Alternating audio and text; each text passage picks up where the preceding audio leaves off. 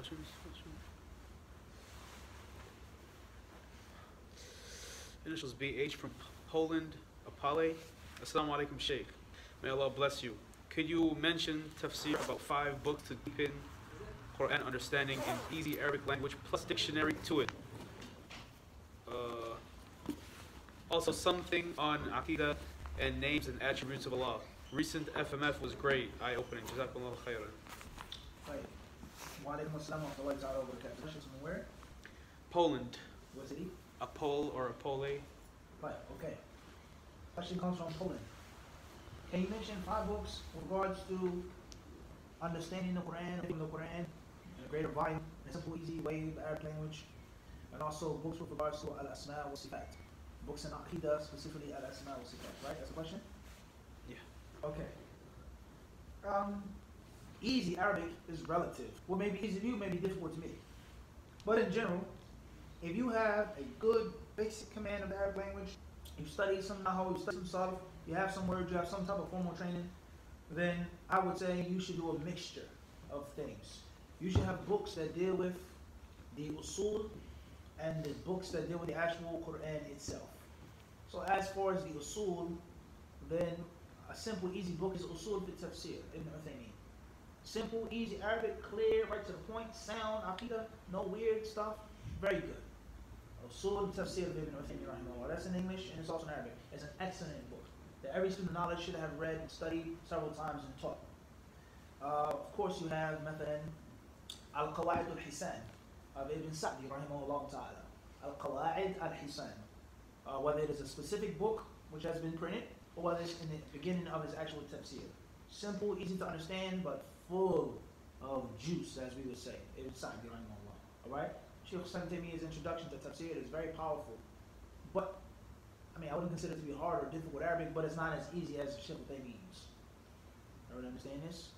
So you can't go wrong with those 3 books. Ibn Taymiyyah's book alone will expand and broaden your understanding and appreciation of the Quran times 10 by itself. Everyone understand this? Right. As far as an actual tafsir that is easy, simple to understand, and that is good for understanding and appreciating the Quran, then I would say Fathul Qadir al-Shawkani rahimahullah. Also Zad al-Masir ibn al-Jawzi rahimahullah, which is a bit large, but it's simple and easy. It gives you the summary of this khulasa, 4 statements. Alright? And if not, Zubat al-Tafsir. Sheikh Ashqar rahimahullah. Or one may say, perhaps this is my last one, even though I'm about 5 now, Aysar al-Tafasir.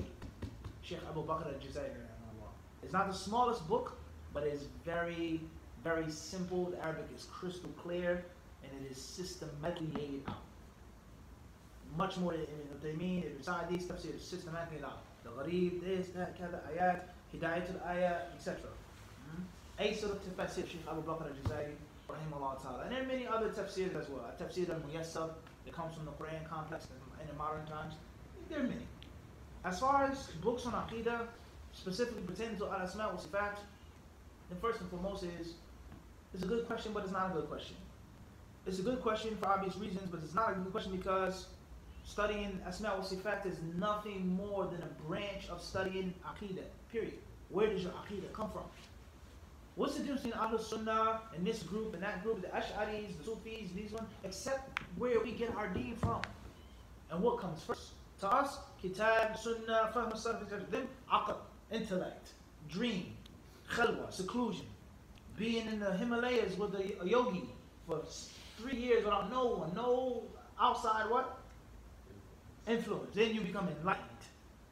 And you understand what's meant by the Quran. You understand what's meant by the Hadith. That's not what Ahlul Sunnah wal Jama'ah says.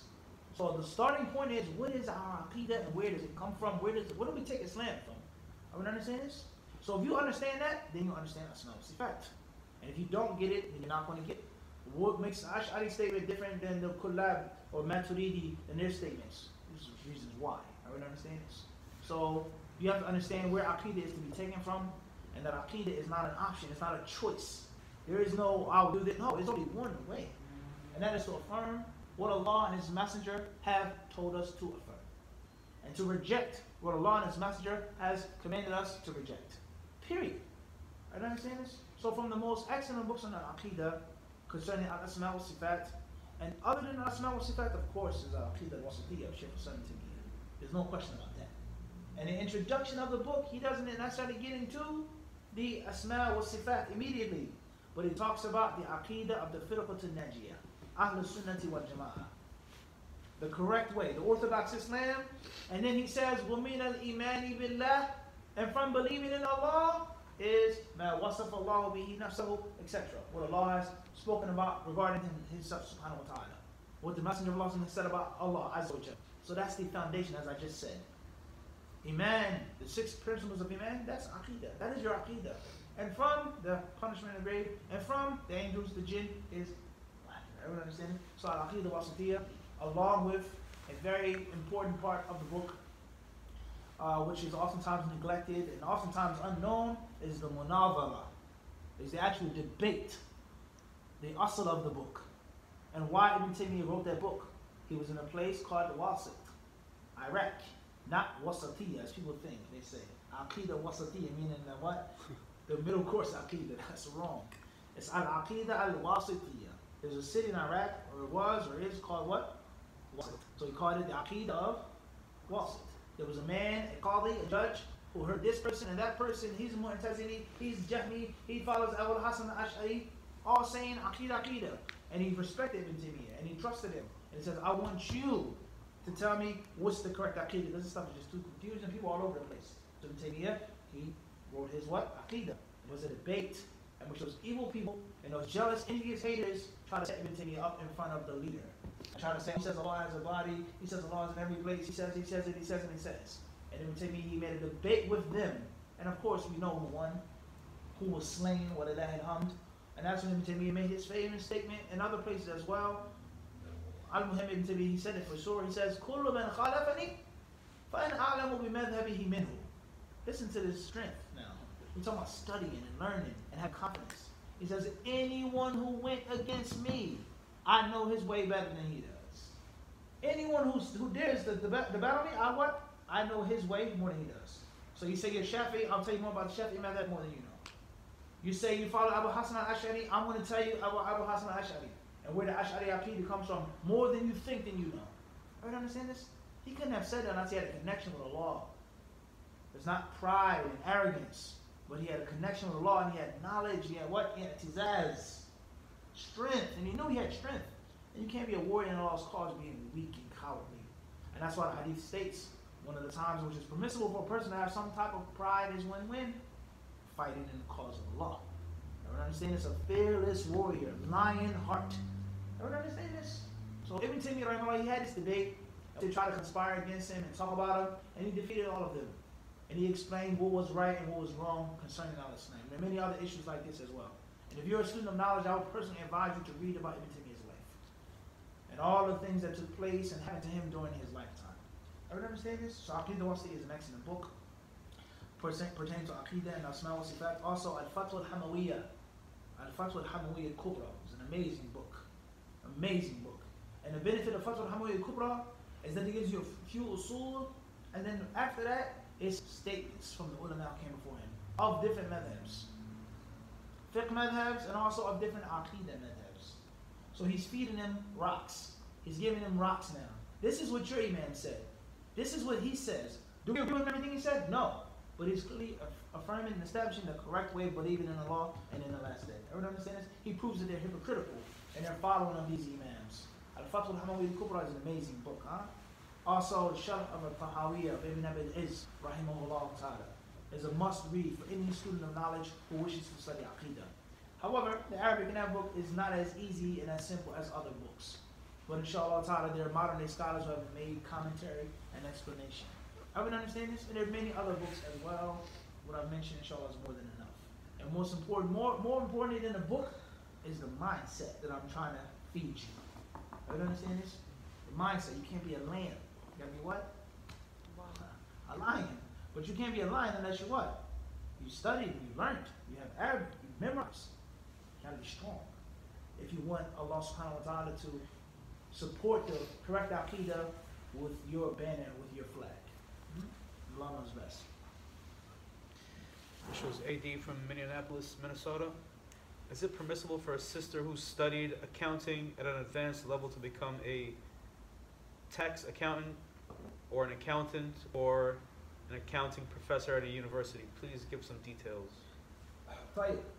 We forgot what's the comment on what the questioner said about the latest 5 minutes of Faidah. Jazakallah khairan. Thank you very much for the kind words. We ask Allah subhanahu wa ta'ala to allow us to have more strength, more time to serve you better and to give you more benefit from the speech of the ulama. Alhamdulillah, 5 minutes of Faidah, like we said, we started sitting in my library drinking tea. And alhamdulillah, Allah allowed us to travel all over the world. In the UK, the brother, he said what? He said, let's do an FMF. We have breakfast, right? Somali breakfast. He said, we want to do an FMF? What was that brother's name? Have you ever met him before? He was just a brother out of the middle of nowhere, but he knew about what? FMF. So all praises for Allah subhanahu wa ta'ala. And we ask Allah subhanahu wa ta'ala to increase us from his bounty. As far as becoming a tax accountant, having a major in accounting and working as a professor, etc., is it permissible for a Muslim to do it? And can you give details? Please go back to Mufti Q&A, in which we explained in detail a question regarding a Muslim working in a bank, a riba bank. Is there such thing as a bank that doesn't have riba? Al-Muhim, for sure, a riba-based bank. Can a Muslim work in that place with the intention of gaining the necessary experience and the necessary expertise to halalify or legalize the banking system, to become a Muslim banker, open up an Islamic bank, etc.? Is it permissible or not? In that question, or in that answer, we mentioned that it's either permissible or it's haram, but it's permissible based off of need and necessity. And that is, the Muslims cannot become independent. They cannot become entrepreneurs. The Muslims cannot halalify things unless they know how things are done, unless they become certified and licensed in the normal, traditional, conventional way. And we made an example of this of a barber. Many things go wrong in the barbershop. People talk about haram things, they look at haram things, they listen to haram things, drugs, and all types of haram things going on in the barbershop. Let alone the actual hairstyles. Shave my beard, which is haram. You can't shave someone's beard, you can't shave your own beard. It's haram, impermissible. All of the scholars agree that it's haram to shave the face. You can't do certain things. So how does a Muslim barber survive? How can you live as a barber? This is my profession, this is my skill, I'm good at cutting hair. What can I do? Unless I do what? Have my own barbershop. Or work in a barbershop with other Muslims. How can a barbershop open unless it's what? Licensed. And how can a Muslim be a licensed barber unless he knows how to what? Shave a face. That's a standard part of giving someone a haircut. You have to learn. Or eyebrows and other things as well. One may say that fade is haram, qaza. You can't do a fade, etc. That's things that you have to learn in barber school to become certified. So oftentimes, as we said about that principle, you may have to take a mafsada for a bigger maslaha. You can't avoid everything. So we can live in a dream world. It's haram to drive Uber. It's haram to work in the supermarket. It's haram to do this. It's haram to do that. Okay, no problem. But when the Muslims are going to have their own? To make it totally halal. You understand this? You may work as an apprentice for security. Learn how to be a professional security guard. They have you here at a casino. Part of your training. You may have you working at a club as part of your what? Part of your training. You become a bus driver. You have a 40-day probation. You can't go to Jumu'ah. You can't take off. 40 days. Once you become a bus driver, now you can do what? Take off Jumu'ah. You have to be mindful of these things, guys. We live in a world now. So accounting and dealing with taxes and all of these things, any issue, sometimes the Muslims have to do these things in order for them to become certified and licensed, so they don't have to do these things. And they can have their own and establish what? Their own. It may take 5 years, it may take 10 years, it may take 20 years. So that's my answer to this question.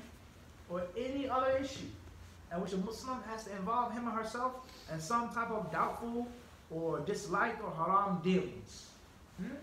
With that intention and with seeking help in Allah subhanahu wa ta'ala and asking Allah to allow you to leave without getting too many scratches and cuts. As far as you just want to do it just to do it, no, that's a different story. As far as you don't have the intention of establishing your own for the Muslims and making it halal, then that's what? It's a different story. And Allah knows this. This will be our last question tonight, inshallah ta'ala. Initials OS from Columbia, Missouri. Assalamu alaikum. If it is part of one's general degree requirements to take an art class in which images and paintings of animate beings are shown, and some paintings show the subject's aura. Is it considered sitting with people while they mock the ayat of Allah? What about taking the final exam that shows some of these images? Question comes from Missouri. Similar to the previous question and the previous answer. Is it a part of an art class to draw a naked person, or look at a person's aura, or to make an image that has ruh, that ruh, soul, etc., to get the degree, or the final exam, etc.? The rules, and you can see how important it is, that principle that I just explained to you. It applies all around the board. Becoming a culinary chef, you have to do something with alcohol. Not because you want to, but it's a part of the training. You have to learn how to do it. Chemical balance, how to cook with food. You have to learn how to do it. Everyone understand this? Al-Muhim. The answer to this is just like the answer to the last one, except to the fact that, what are you getting an art degree for? Do the Muslims need an art professor? Maybe they do in Islamic schools. Or is it something as a hobby or talent? What do you plan on doing with your degree? Everyone understand this? The rule is the same. And there lies no doubt, for we to have a school or a university or institute, we need all professionals. I mean, not just a brother that can draw, right? Or a sister that can paint, but we need a what? Professional. What did you say, Aki? You're not a nutritional specialist. You may know some things about veganism and this and that, but what? Your degree from Medina, what? Doesn't say that. Let the nutritionalist come and what? Tell us about eating tofu and miso soup, huh? And Allah subhanahu wa ta'ala knows best. That's my answer to the question. Sallallahu alaihi wa sallam wa barak ala abdihi wa rasulihi nabiyina wa imamina.